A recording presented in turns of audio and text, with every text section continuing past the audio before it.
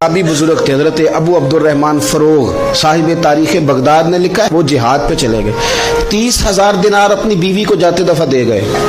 कहने लगे लो पास रख लो, और बेटा भी माँ की गोद में ही था। कुछ ने लिखा पैदा हो चुके थे, कुछ का कहना है कि उनके जाने के 1-2 माह बाद बेटे की विलादत हुई। और बेटे का नाम क्या है? रबिया बिन अबू अब्दुर्रहमान।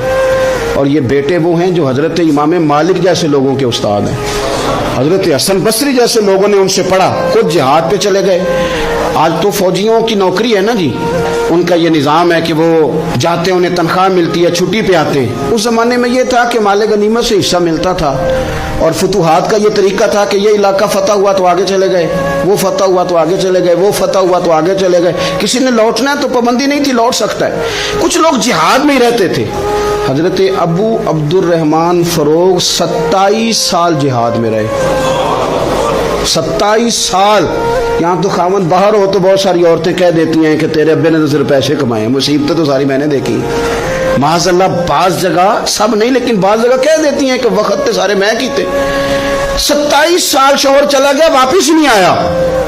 30,000 दिनार दे के चले गए। 27 साल के बाद ख्याल आया घर का। अब बेटा मुहद्दिस बन गया, आलिम बन गया।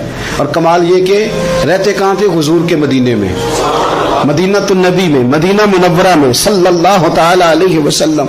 और इनके साहिबजादे हजरत रबिया कि मस्जिद नबी में, हुजूर की मस्जिद में बैठ के नबी पाक की हदीस पढ़ाया करते थे। आए घर, दरवाजे पे दस्तक दी, साहबजादे ने दरवाजा खोला।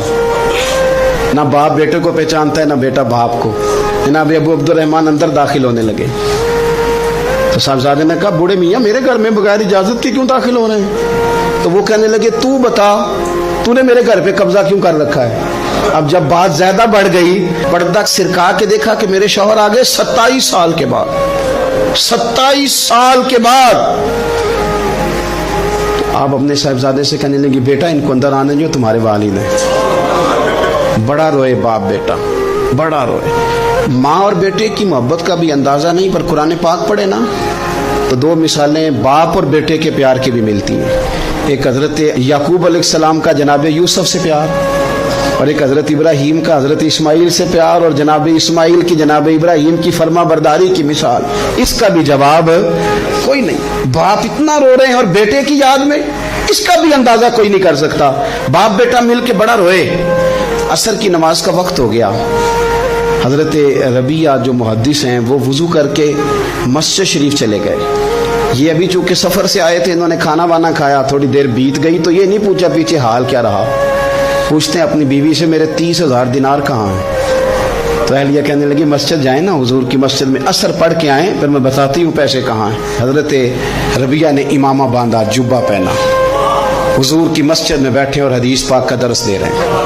सामने हजरत हसन बसरी जैसे, इमाम मालिक जैसे लोग बैठे।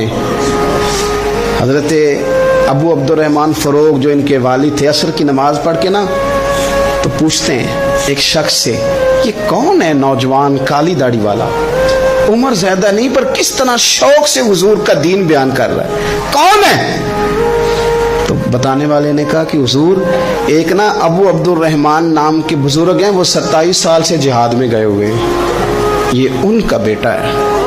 ये सुना कि मेरा पुत्र इतना बड़ा आलिम, छम छम आंसू बहे, दाढ़ी भर गई आंसू।